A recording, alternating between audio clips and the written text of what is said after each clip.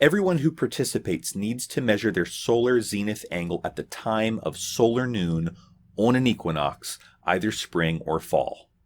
You see, on the equinox, the sun is directly over the equator, and as a result, the solar zenith angle will be equal to your latitude. Here's your experimental setup. First, you need to have a vertically standing meter stick to cast a shadow. Next, you'll need a horizontally laying meter stick to measure the shadow.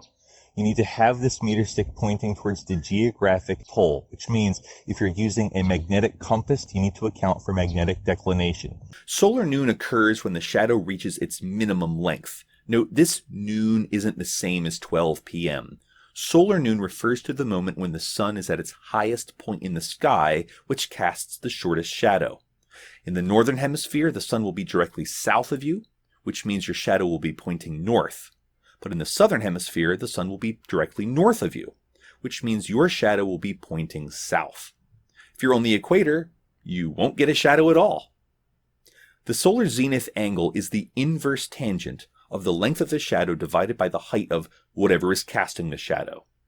On the equinox, the solar zenith angle at solar noon will be equal to the observer's latitude.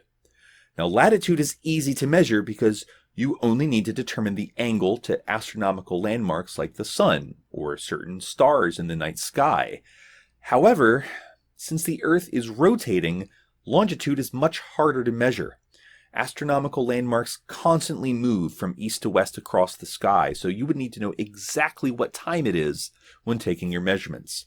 That's why longitude couldn't be measured reliably before the development of precise mechanical clocks in the 1700s.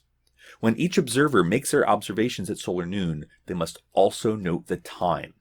Since the Earth rotates a full 360 degrees in 24 hours, we can work out the fraction of a full rotation based on the time interval between each location's solar noon.